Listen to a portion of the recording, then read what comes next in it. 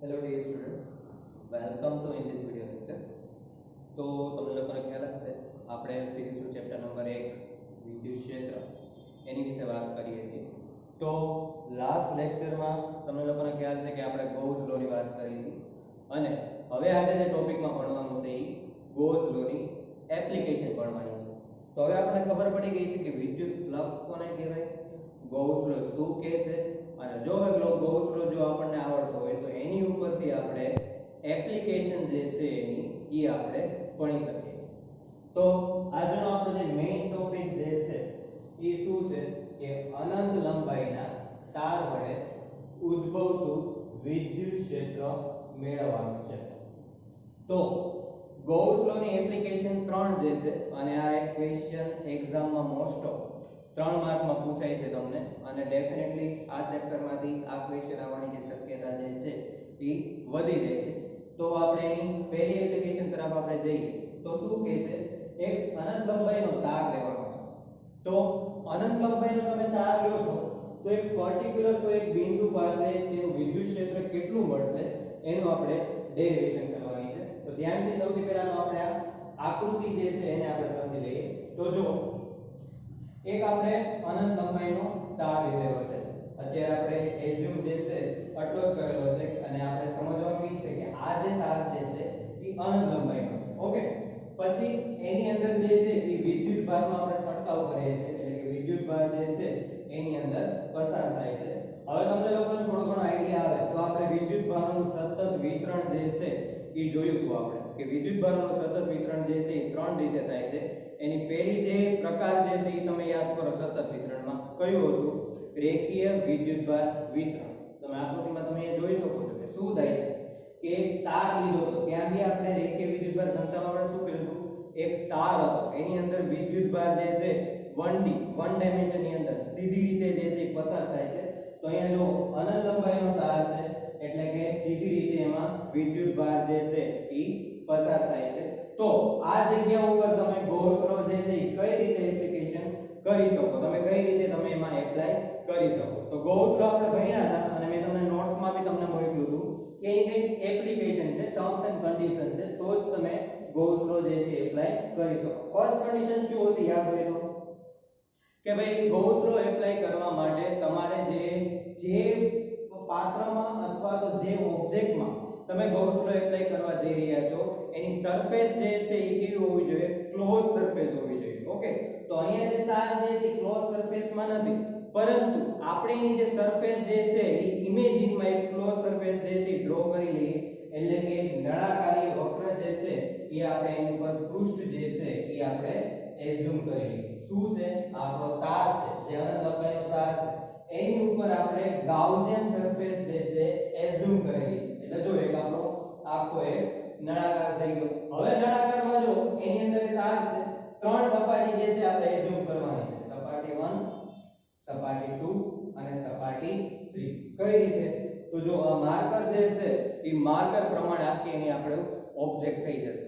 આ એની પહેલી સપાટી છે. ઓકે, આ એની બીજી સપાટી છે અને આ આખો જે કર્વ જે છે એ શું છે, ત્રીજી સપાટી. એટલે કે ગાઉસિયનની 3 સરફેસ થઈ ગઈ અને ત્રણેય સરફેસમાં આપણે કઈ રીતે કામ કરવાના છીએ ઈ હવે તમને આગળ જતા ખબર પડશે. તો બેઝિકલી જે છે આઈડિયા તમને આને છે કે ભાઈ અનંત લંબાઈનો તાર છે એની ઉપર આપણે ગાઉસિયન સરફેસ જે છે ઈ આપણે ઇમેજિન કરેલું છે. એના 3 ભાગ પડશે, પાર્ટ 1, પાર્ટ 2 અને આ જે કર્વ ભાગ જે છે એ પાર્ટ 3. ઓકે, ત્રણેય ભાગ ઉપર આપણે એપ્લાય કરવાનું છે. ધીમે ધીમે જોતા જઈએ કે એ જ પ્રમાણે અહીંયા પાર્ટ 1, પાર્ટ 2 અને પાર્ટ 3. અહીંયા પોઝિટિવ વિદ્યુતભાર છે.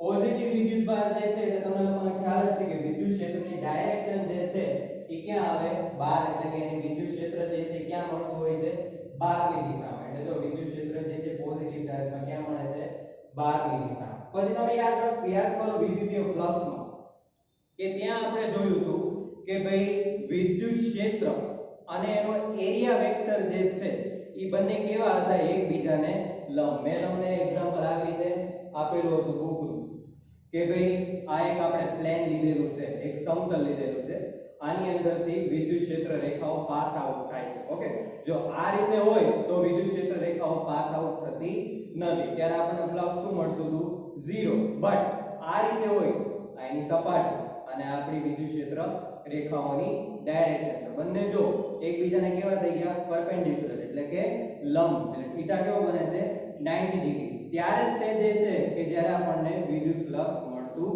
હતું.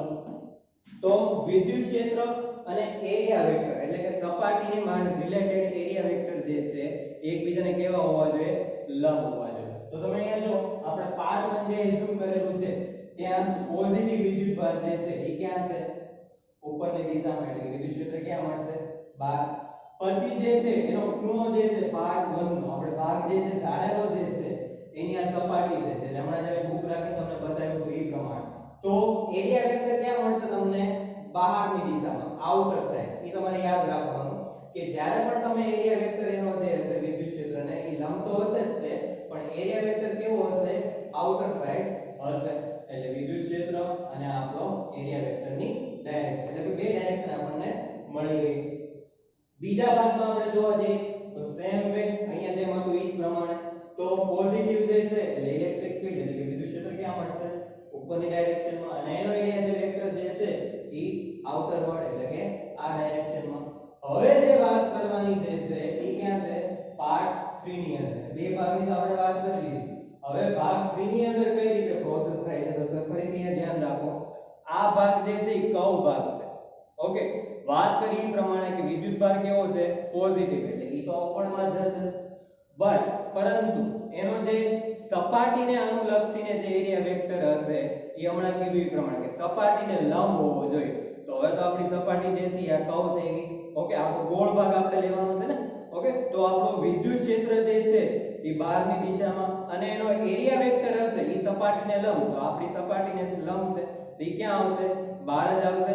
તો હવે તમે આકૃતિમાં તમે જો કે વિદ્યુત ક્ષેત્ર અને એરિયા વેક્ટર જે છે બંને એકબીજાને કેવા થઈ ગયા પેરેલલ થઈ ગયા, એટલે કે એકબીજાને સમાંતર થઈ ગયા. તો ભાગ 1 માટે થીટા કેટલો બનતો હતો ઇલેક્ટ્રિક ફીલ્ડ એટલે કે વિદ્યુત ક્ષેત્ર અને એરિયા વેક્ટર માટે 90 ડિગ્રી, ભાગ 2 માટે 90 ડિગ્રી અને ભાગ 3 માટે થીટા કેટલો બને છે 0 ડિગ્રી. એટલે theta 90 and theta is 0 degree.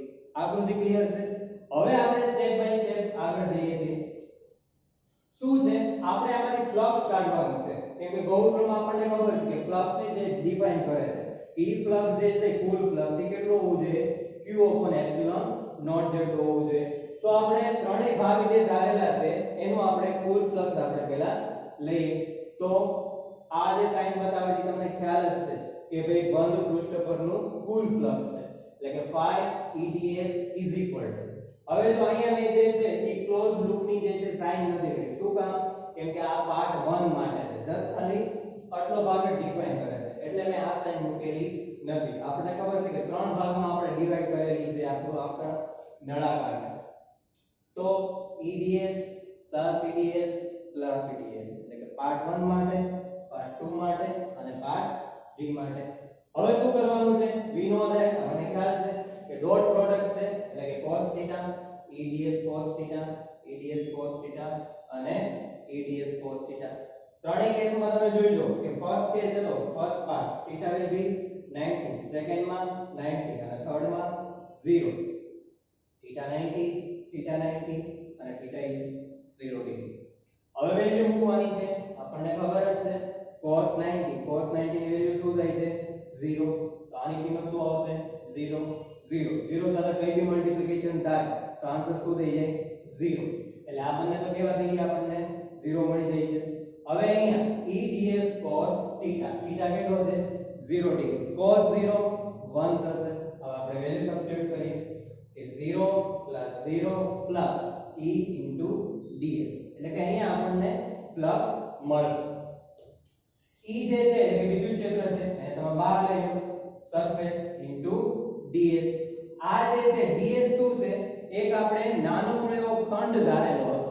Okay, આપણે અહીંયા એક નાનકડો એવો ખંડ ધારેલો જે છે એનું આપણને વિદ્યુત ક્ષેત્ર અથવા તો એનું ક્ષેત્રફળ તમને ત્યાં મળશે. પરંતુ આપણે જે છે આખા નળાકારનું જોઈએ છે. આખા નળાકારનું જોતું હોય તો શું કરવું પડે? એનું સંકલન કરવું પડે. ઓકે, એટલે આપણે અહીંયા સંકલન કરશું. ds એટલે કે એરિયા ઈ જે તમે લીધેલું છે ઈ તો નળાકારની વક્ર સપાટીનું ક્ષેત્રફળ શું થાય 2 પાઈ r કેટલું થાય છે 2 પાઈ r અહીંયા આપણે કોઈ બિંદુ પાસે ધારી લઈએ કે પોઈન્ટ p છે અને ત્યાંથી જે અંતર જે છે સોરી રેડિયસ જે છે એ કેટલી છે r જેટલી છે અને નળાકાર જે છે એની લંબાઈ કેટલી છે l જેટલી છે તો આ p બિંદુ પાસે આપણે ધારવા જઈ રહ્યા હતા તો નળાકારની વક્ર સપાટીનું ક્ષેત્રફળ કેટલું થાય છે 2 પાઈ r એટલે આ જે ખંડ તમે જે p બિંદુ તમે જે એઝ્યુમ કરેલું છે ધારેલું જે છે ત્યાં આગળ તમને ક્ષેત્રફળ કેટલું મળશે 2 પાઈ r એટલે ઈ તમને આખું મળશે એનું સંકલન કરશો ત્યાં એટલે કે e અને ds ની જગ્યાએ શું આવી જશે 2 પાઈ r તો હવે જે તમને આખું નેટ ફ્લક્સ એટલે કે કુલ ફ્લક્સ તમને મળી કે આખા નળાકારનું કુલ ફ્લક્સ જે છે એ કેટલું મળે છે એ હવે આપણી પાસે છે આપણો મેઈન પર્પસ શું છે આમાં શું કરવા જઈ રહ્યા છીએ આપણે અનંત લંબાઈના તાર વડે ઉદ્ભવતું વિદ્યુત ક્ષેત્ર આપણે મેળવવાનું છે આપણે ફ્લક્સ નથી મેળવવાનું ફ્લક્સ આપણે સ્ટેપ બાય સ્ટેપ મળી ગયું પણ આપણું મેઈન કાર્ય શું છે વિદ્યુત ક્ષેત્ર મેળવવાનું ગૌસ થિયરમ આપણે લાસ્ટ વિડિયોમાં જોયેલું છે કે હવે તમે ગૌસ લો ને તમે એપ્લાય કરશો તો એનું આપણને મેથેમેટિકલ ટર્મ આપણને ખબર છે કે close surface E ds q epsilon naught આ નેટ ફ્લક્સ આપણી પાસે છે ઇક્વેશન નંબર 1 ઇક્વેશન નંબર 1 ની કિંમત જે છે તમે ત્યાં મૂકી દો E 2 pi r q epsilon naught હવે E 2 pi r l હવે આ q જે છે ત્યાં મેં લેમ્બડા l લખ્યું લેમ્બડા l શું કામ લખ્યું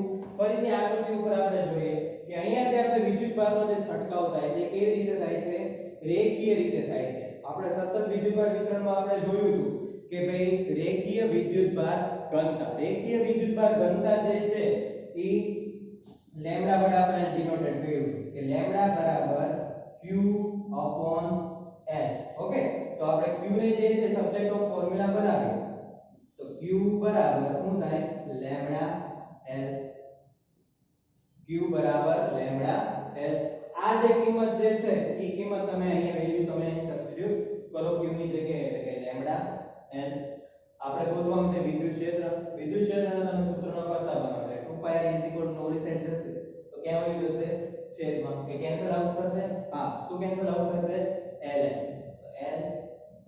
will be cancel out એટલે કે ઉડી ગયા છે હવે શું કહીશું કે ભાઈ E બરાબર lambda upon 2 pi r epsilon naught તો આ જે વિદ્યુત ક્ષેત્ર મળ્યું એ આપણું માગેલું સૂત્ર છે કે ભાઈ અનંત લંબાઈના તાર વડે ઉદ્ભવતું વિદ્યુત ક્ષેત્ર કેટલું મળે તો કે ભાઈ આટલું તમને મળે આ જે ક્વેશ્ચન જે છે એ તમને એક્ઝામમાં 3 માર્કમાં